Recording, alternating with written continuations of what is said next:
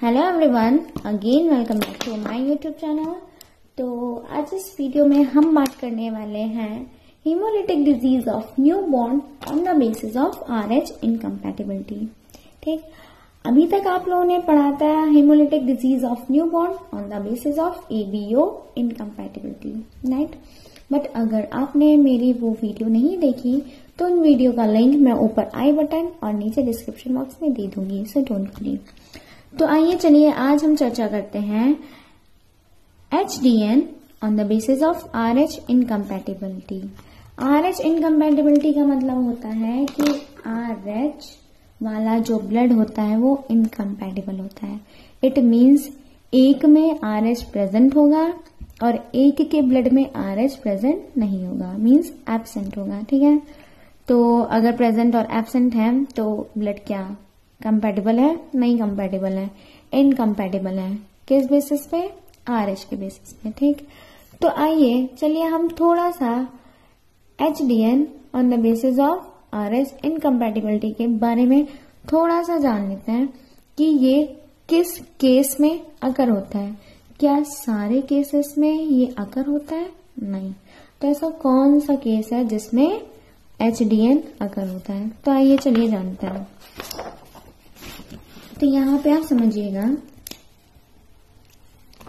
कि अगर मदर ठीक है RH निगेटिव है,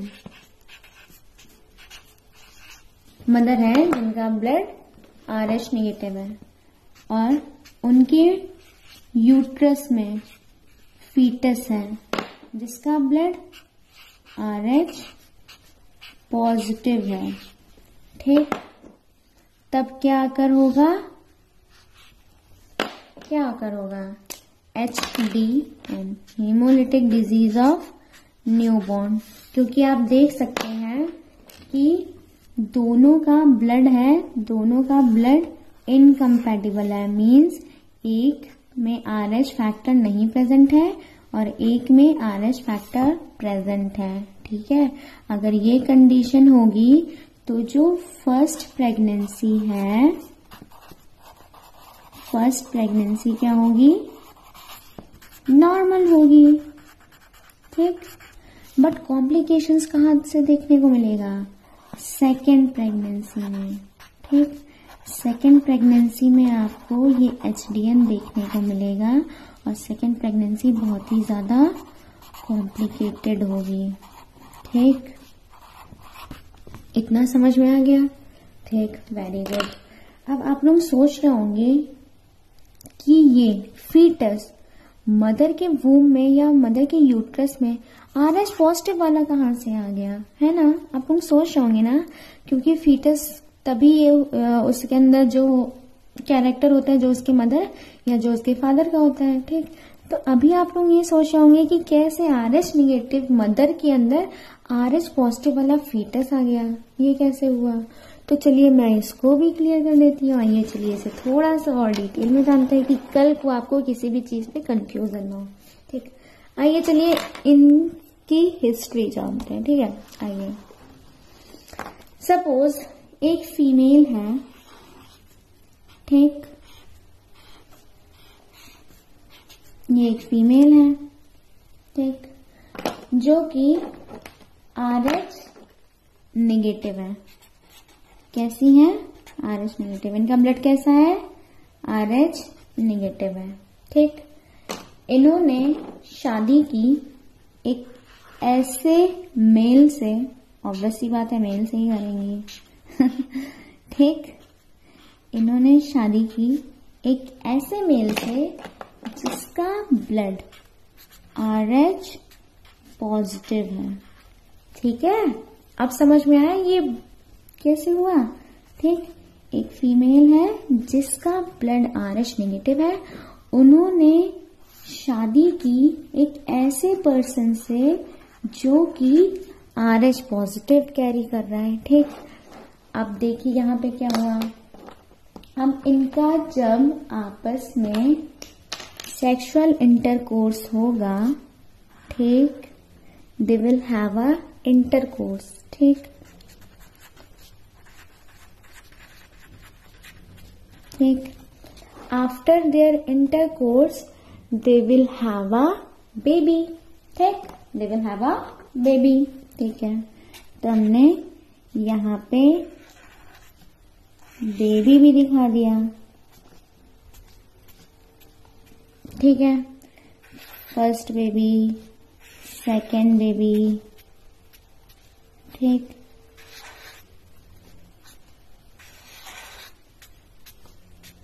ठीक, they will have a baby, ठीक। तो पॉसिबिलिटी हो सकती है कि बेबी या तो RH नेगेटिव वाले भी हो सकते हैं या बेबी RH पॉजिटिव वाले भी हो सकते हैं, ठीक है। समझ में आया? अगर बेबी RH नेगेटिव वाले होंगे तब प्रेगनेंसी क्या होगी? नॉर्मल, ठीक है। अगर बेबी RH नेगेटिव है, ठीक, क्योंकि मदर भी RH नेगेटिव है तो बेबी भी RH नेगेटिव हो जाएगा, और RH नेगेटिव है तो इनका RH इनकम्पैटिबल नहीं होगा, इनफैक्ट कंपैटिबल होगा, ठीक। तो यहाँ पे समझिए, इन दोनों की शादी हुई, शादी के बाद they have a intercourse, intercourse के बाद अगर इनका बेबी RH नेगेटिव वाला हो रहा है तब प्रेगनेंसी नॉर्मल होगी, आपको HDN देखने को नहीं मिलेगा, ठीक। प्रॉब्लम कहाँ है देखने को मिलेगी? अगर बेबी RH पॉजिटिव वाला हुआ, RH पॉजिटिव मतलब इसने अगर अपने फादर का जीन कैरी किया है, ठीक है। अगर बेबी RH पॉजिटिव वाला होगा तब आपको क्या देखने को मिलेगा? HDN, ठीक। समझ में आया? ठीक। तो पॉसिबिलिटी दोनों हो सकती है कि बेबी RH नेगेटिव भी हो सकता है और बेबी RH पॉजिटिव भी हो सकता है, ठीक है। अगर बेबी अपने फादर का जीन लेकर चल रहा है तो RH पॉजिटिव होंगे, ठीक। अगर नहीं कैरी कर रहा है, मदर का है सिर्फ, तो बेबी RH नेगेटिव होंगे।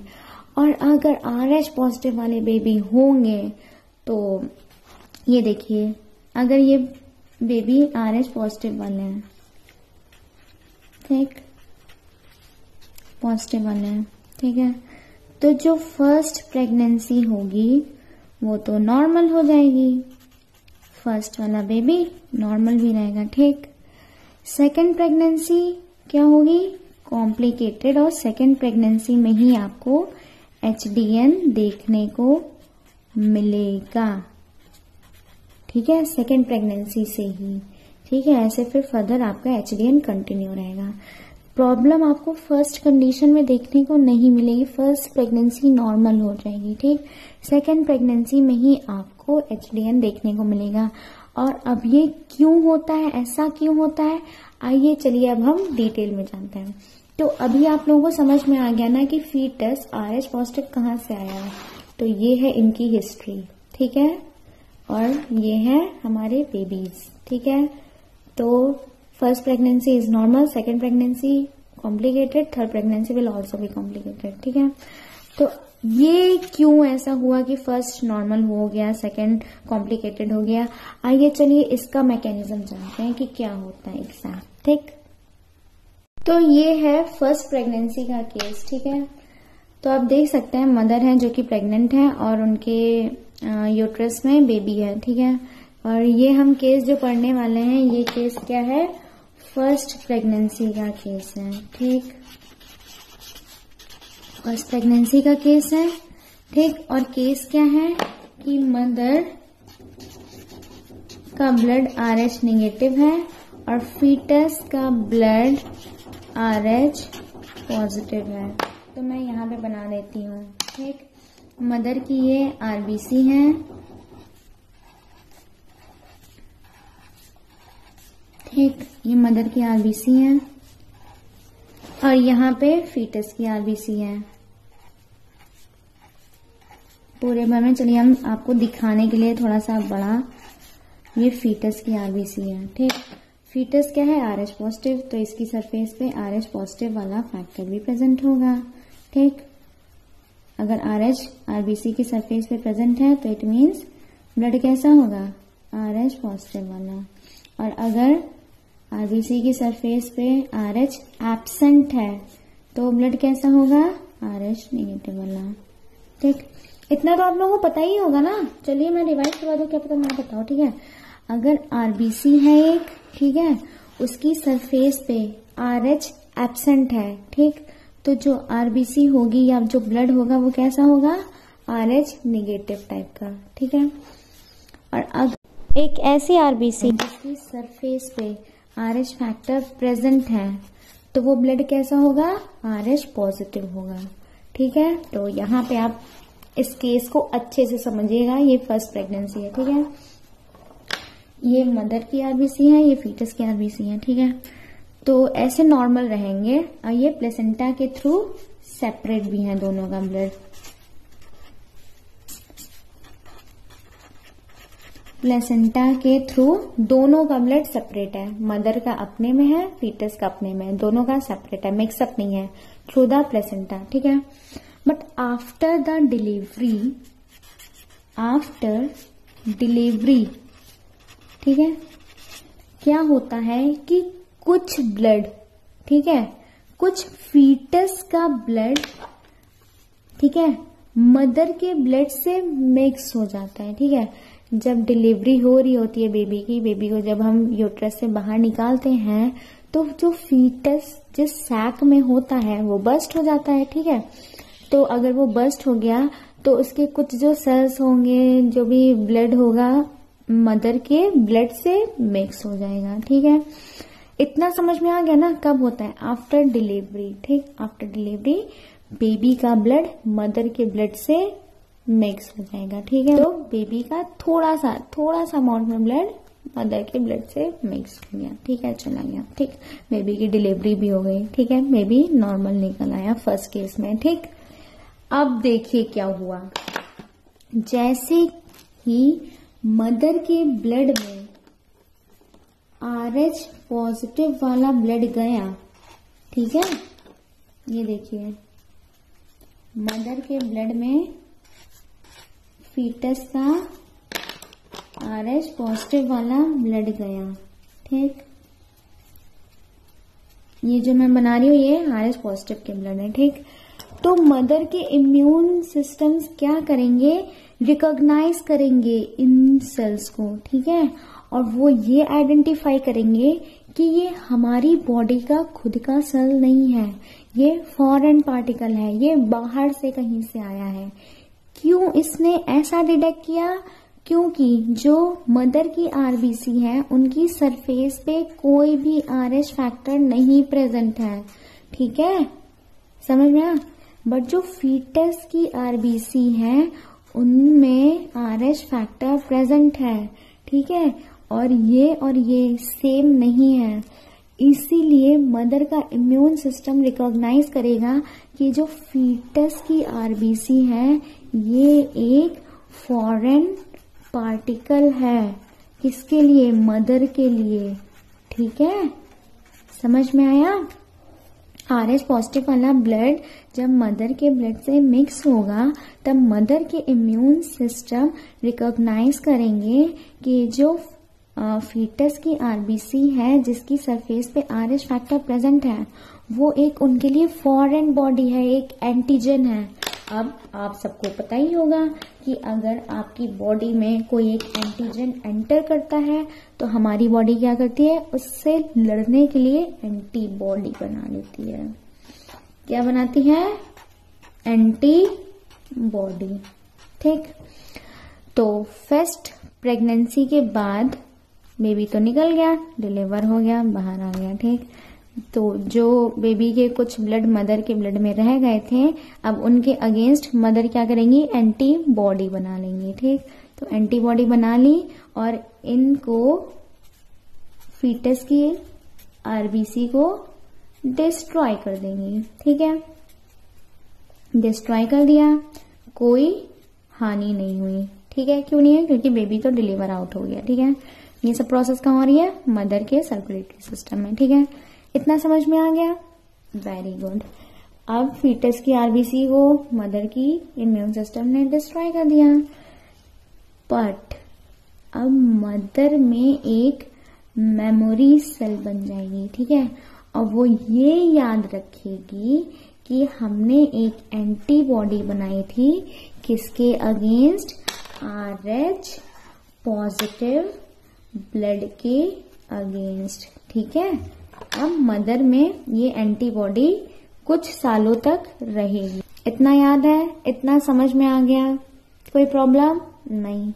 ठीक है, एक बार मदर के इम्यून सिस्टम ने एंटीबॉडी बना के फीटस के आरबीसी को डिस्ट्रॉय कर दिया। डिस्ट्रॉय करने के बाद ये एंटीबॉडी फिर भी उनके ब्लड में सरवाइव करेंगी।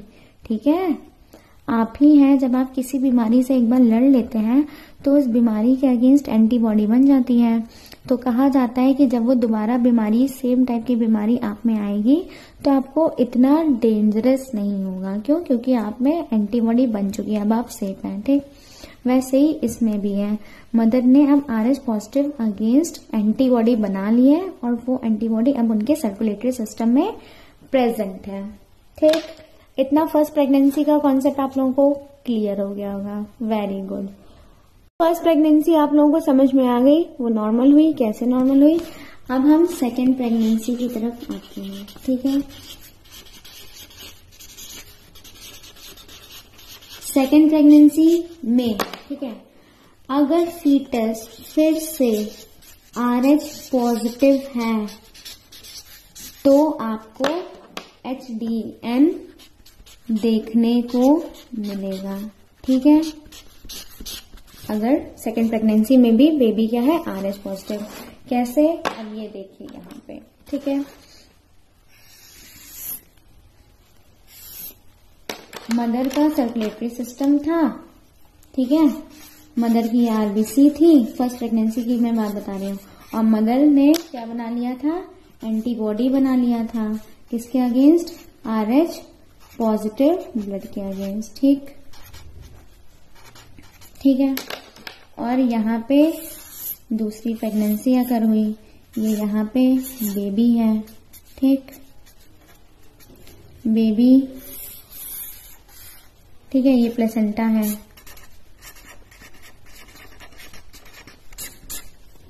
बेबी का ब्लड कैसा है, RH पॉजिटिव है। ठीक, और RH पॉजिटिव को हम कैसे शो करते हैं, उसकी सरफेस पे RH फैक्टर प्रेजेंट है, तो ये बेबी का ब्लड है, ये RH पॉजिटिव है। ठीक है, अब देखिए क्या हुआ सेकेंड प्रेगनेंसी में। ठीक है, ये समझ में आ रहा है? वेरी गुड, आ गया। ये केस पता चल गया, मैंने अभी पीछे डिस्कस किया था। ठीक है, तो अब देखिए क्या हुआ सेकेंड प्रेगनेंसी में। बेबी यहाँ पे भी प्लेसेंटा के थ्रू सेपरेट है। ठीक है, मदर का ब्लड अदर है, अदर सेपरेट है, फीटस का ब्लड अदर है। ठीक है, दोनों आपस में सेपरेट है, मिक्स नहीं है। ठीक, यहाँ पे क्या होता है कि ये जो प्लेसेंटा होता है, ठीक है, प्लेसेंटा से आपकी इम्यूनोग्लोबुलिन क्या होती है, क्रॉस करके कहाँ जाती है, फीटस में जाती है। जाती है ना, मैंने आप लोगों को अपने haemolytic disease of new born के पहले केसेस में एबीओ वाले में बताया था, एबीओ इनकम्पैटिबिलिटी के बेसिस पे। ठीक है, यहाँ पे क्या होता है, ये जो प्लेसेंटा होता है, प्लेसेंटा से आपकी कुछ इम्यूनोग्लोबुलिन क्या करती हैं, क्रॉस होकर कहाँ जाती हैं, फीटस में, यहाँ पे आती है, यहाँ से क्रॉस होकर कहाँ आती है, फीटस के अंदर। ठीक है, अब वो इम्यूनोग्लोबुलिन कौन से टाइप की होती है, IgG।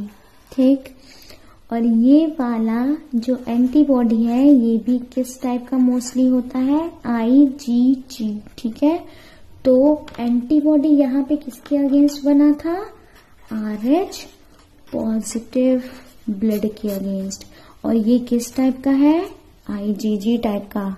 और IgG टाइप वाले एंटीबॉडी क्या होते हैं, प्लेसेंटा को क्रॉस कर जाते हैं। ठीक है, तो यहाँ पे आप समझिएगा कि ये वाले जो एंटीबॉडी जो अभी RH पॉजिटिव के अगेंस्ट बने हैं, ये अब प्लेसेंटा को क्रॉस करके कहाँ जाएंगे, फीटस में जाएंगे। जाएंगे ना, आ रहा है समझ में? आप लोगों को ये बात जरूर पता होनी चाहिए कि IgG टाइप का ही एंटीबॉडी प्लेसेंटा को क्रॉस करके कहा जाता है फीटस में। ठीक है, तो यहाँ पे जो मदर ने RH पॉजिटिव के अगेंस्ट एंटीबॉडी बनाई थी वो भी IgG ही टाइप की है मोस्ट ऑफ द। ठीक है, तो वो भी क्या करेंगे, वो भी अब प्लेसेंटा को क्रॉस करके कहाँ जाएंगे, फीटस में। अब देखिए यहाँ पे क्या हो रहा है, इसको थोड़ा सा हम और बड़े में समझते हैं, इसको हम थोड़ा सा जूम करके समझते हैं। ठीक,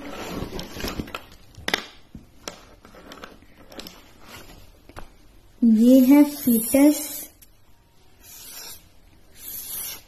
ठीक, फीटस में उसकी खुद की जो RBC है, ये फीटस की खुद की RBC है जो कि RH पॉजिटिव वाली है।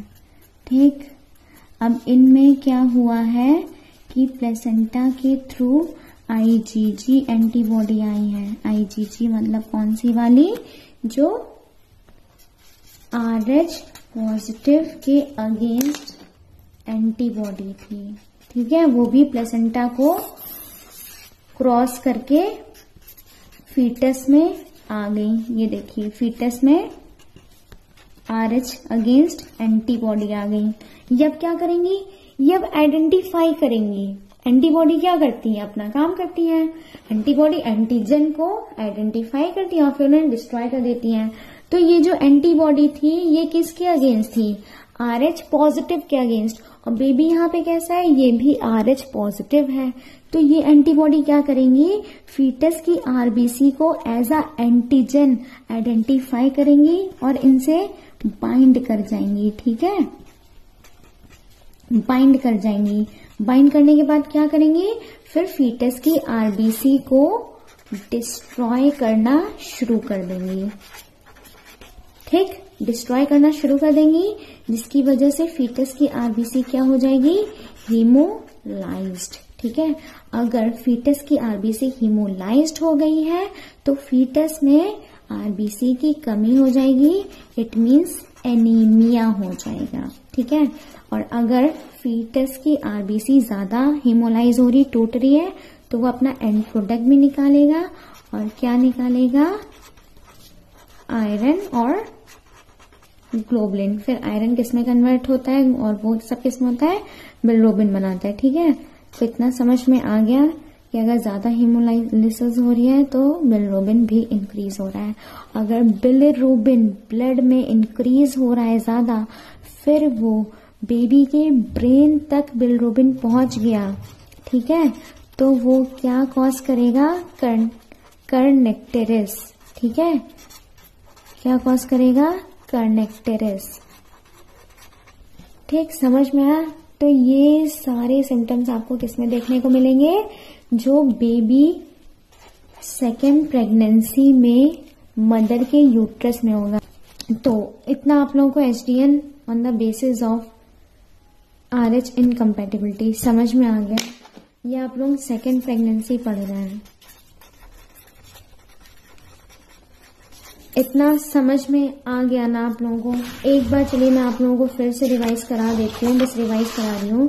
देखिए फर्स्ट प्रेगनेंसी में क्या हुआ कि बेबी RH पॉजिटिव है, तो आफ्टर डिलीवरी, ठीक, जो फीटस का ब्लड होगा वो मदर के ब्लड से मिक्स होगा जाएगा। ठीक है, मदर के ब्लड से अगर मिक्स हो गया, मदर कैसी है, RH नेगेटिव, तो RH नेगेटिव वाली मदर क्या करेंगी, जो उनके ब्लड में RH पॉजिटिव वाला ब्लड गया है वो उसको एज अ एंटीजन आइडेंटिफाई कर लेंगी और इस RH पॉजिटिव ब्लड के अगेंस्ट एंटीबॉडी बना लेंगी।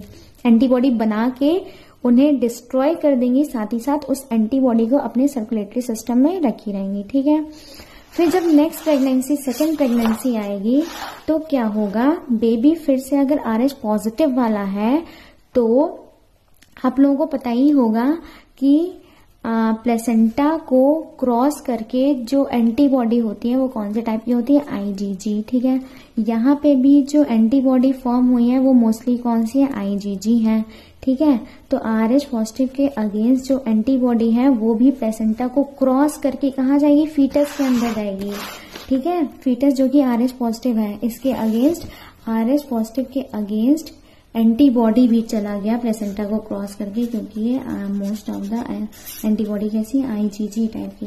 अगर ये क्रॉस होकर फीटस तक चली गई तो फिर ये फीटस की आरबीसी को एज अ एंटीजन आइडेंटिफाई कर लेगा, फिर उससे बाइंड होकर उनकी आरबीसी को डिस्ट्रॉय करना शुरू कर देगा। किसकी? फीटस की। और अगर फीटस की आरबीसी बहुत ही ज्यादा डिस्ट्रॉय होना शुरू हो गई तो फीटस में ब्लड की मतलब आरबीसी की कमी हो जाएगी और क्या कॉज करेगी? एनीमिया। ठीक है। दूसरा सिम्टम, अगर फीटस की आरबीसी बहुत ही ज्यादा हिमोलाइज हो रही तो वो अपने एंड प्रोडक्ट भी रिलीज करेगी, जिनमें कि एक है बिलिरुबिन। तो HDN के केसेस में हाई अमाउंट ऑफ बिलिरुबिन भी होता है, जिसकी वजह से जॉइंटिस कॉज करता है। ठीक है, तो ये भी सिम्टम है। अब देखिए, अगर ये high level of bilirubin blood को क्रॉस करके बेबी के ब्रेन तक पहुंच जाए बिलिरुबिन, ठीक है, और यहाँ पे एक्यूमुलेट हो जाए तो एक और सिम्टम शो करता है और उसे कहते हैं कर्निक्टेरिस। ठीक है, तो ये सारे सिम्टम्स हैं किसके? HDN के।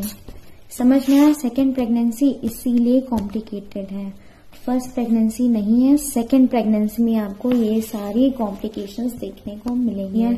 तो इतना समझ में आ गया ना? दैट्स इट, यही है पूरा concept HDN on the basis of RH incompatibility, जो कि बहुत ही ज्यादा इजी है। बस इतना याद रखना है कि मदर के सर्कुलेटरी सिस्टम में अगर कोई फॉरेन सब्सटेंस चला गया, मतलब RH पॉजिटिव वाला ब्लड चला गया, तो मदर उसके अगेंस्ट एंटीबॉडी बना लेगी। ठीक है, तो जैसे ही सेकेंड प्रेगनेंसी आएगी तो ये वाली antibody most of the IgG type की होती है। ठीक है, और IgG एंटीबॉडी प्लेसेंटा को क्रॉस कर जाती है। ठीक, प्लेसेंटा को क्रॉस कर गई और फीटस कैसा है? RH पॉजिटिव वाला है। तो ये वाली एंटीबॉडी जो कि RH पॉजिटिव के अगेंस्ट बनी थी, फीटस के ब्लड से कंबाइन हो जाएंगी, बाइंड हो जाएंगी। क्यों? क्योंकि फीटस का ब्लड कैसा है? RH positive. अगर बाइंड हो गई तो फिर ये क्या करेंगे? डिस्ट्रॉय कर देंगी। समझ में आया? तो इसीलिए कुछ कुछ सीवियर केस में क्या होता है कि फीटस की लास्ट में डेथ भी हो जाती है। ठीक, तो अभी ये कॉन्सेप्ट आप लोगों को आई होप समझ में आ गया होगा। टिल देन बाय बाय, मिलते हैं नेक्स्ट वीडियो में।